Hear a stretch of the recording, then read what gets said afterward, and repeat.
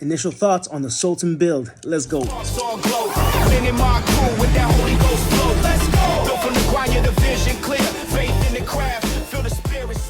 going on, Mini Modders? Tony Mac here, Mini Mod Garage. I am going to be showing my initial thoughts, or giving my initial thoughts on the Sultan build for the Bumperless MS chassis. But before we go on to talk about the rear, let's go ahead and talk about everything else, like the front, the side, how I set it up.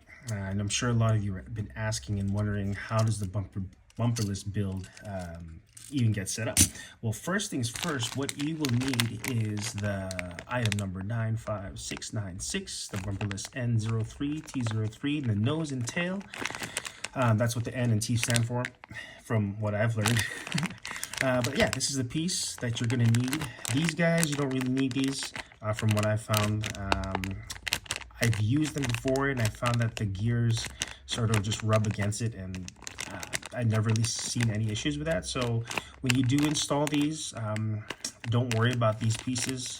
If you guys do know how to use them, please let me know in the comments below, because I'm curious if they're even worth it.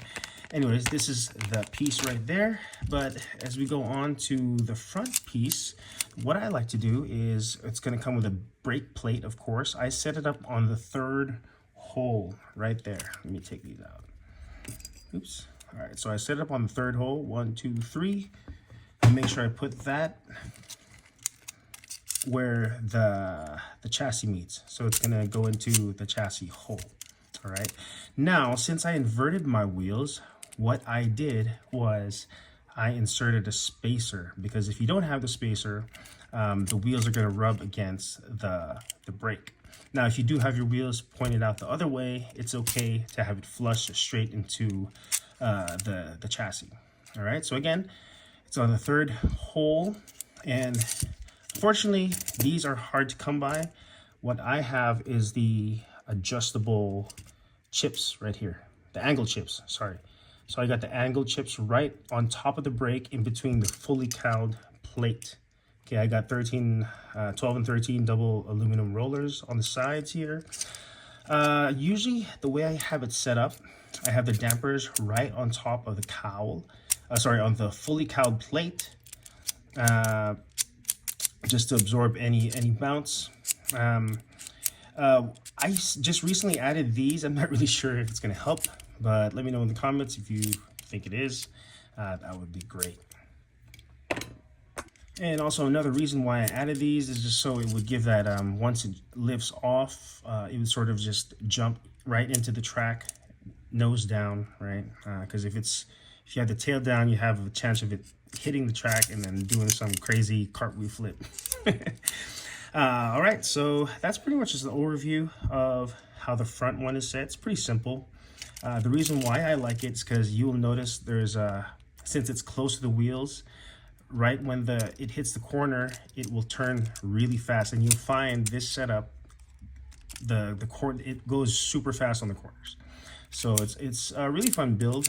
You might have to work on some stability issues with it, but that's where, of course, the heavy brakes come in.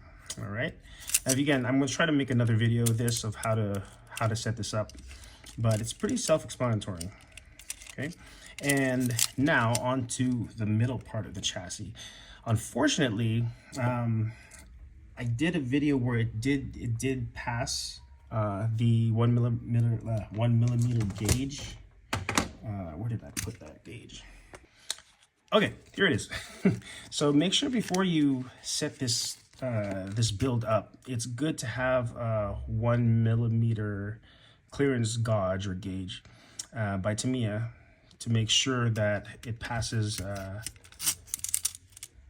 regulations, right? Because if it hits this, it's going to be disqualified to race, and that would be no fun, of course, right?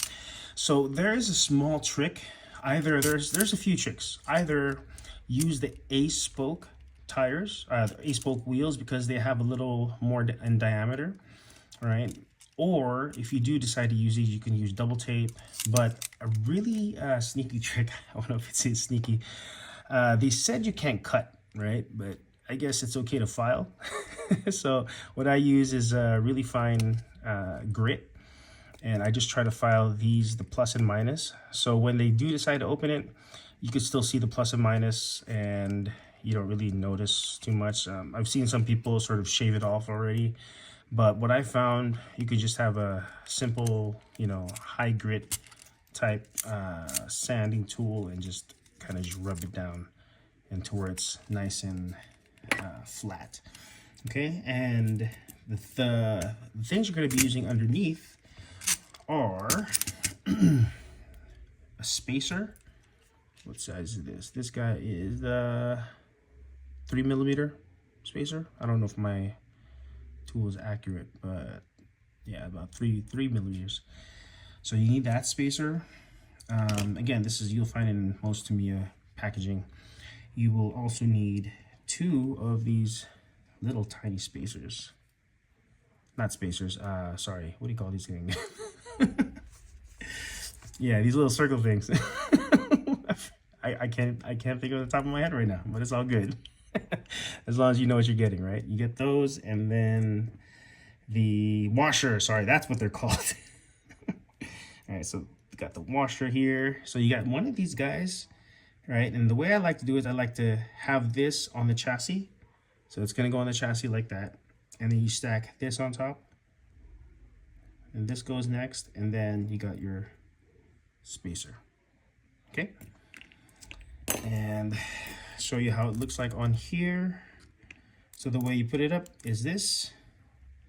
And you throw one of these guys on there. And then right here, oops. Yeah, you can't have big fingers when you do these types of cars. Gets a little challenging, but there you go. Just throw that on right there. And you just set that up for both, all right? But anyways, that's for the side damper. I get it. You know what I noticed? I seen some other racers where they didn't use the side damper and the car still ran fine. But I guess it really depends on the type of track. If there's a lot of curves, you need some, you know, some stability. You don't want the car to flip over and you kind of be wobbly. And maybe the side dampers would be great, but I've seen other racers who didn't use it, so it's kind of cool. All right, now let's go to the thing that everyone's been waiting for, the Sultan build rear. All right, so what we did, again, it's set on a brake plate, but yeah, this is the item number 95178. That's just the underguard. The brake plate, it's gonna be at the first hole. What I like to do is I like to screw it at this part, at this hole right here of the underguard, and the first hole of the brake plate. Pretty simple, pretty standard build.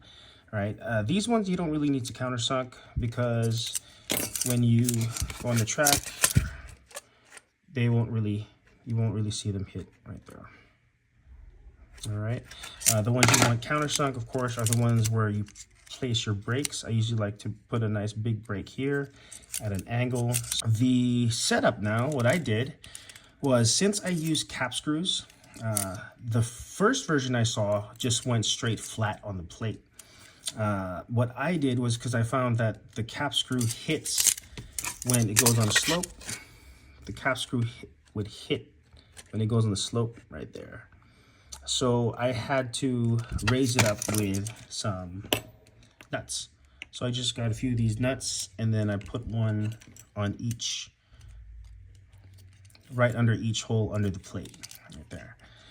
So the way it's set up here, also the first setup I saw was just a 13mm on the top and one on the bottom. So what I decided was, I decided to put the double plastic rollers, the low friction plastic double rollers, the 13 double 13. So I used these ones instead. Just I figured there's more contact on the wall, you know, better grip, better stability. And since it's towards the, like, all the way towards the rear, you'll see hopefully it causes more, it helps with the stability of the car. But the way it's set up here, the holes I used were, if you notice here, this one's set up here this way, like that. The holes I used were right next to where it sort of goes down. I used that hole, and I used this hole. Let me see if I can move it so you guys can see it better. Yeah, so this hole and that hole right there. All right. And what I did, again, the nuts there, then you got a spacer right in between, then just close it up with another nut, and so far it's pretty secure. Of course I need to test it on the track, see how it goes. This guy, item number 15454. But you got the cap screw set. Of course you got to put a spacer, then you put your 13mm roller, another spacer, some black spacers, or sorry, a roller spacer, then some spacers, and another roller spacer. The ones, I didn't use these. I used I think they're called the 520 ball bearings. So I used I changed the bearings for these. That's why you'll see they're a lot more slipperier. But yeah, that's pretty much it. So that's my Sultan build setup. I decided to put some slims in the back. Again, you know, I haven't tested it yet. I'm gonna see how it does on the track. Hopefully I can get my track set up soon. But again, there's the Sultan review. The thing I like about this, guys, is just it looks sick. It looks tough. It looks awesome. And you know, at least if you can't beat the people on beat the other racers, you can intimidate them with the look, right? But anyways, if you guys have any questions, let me know in the comments. If you have any comments, let me know in the comments. But again, till next time, Tony Mac, Mini4wd Garage. I'll see you in the next one.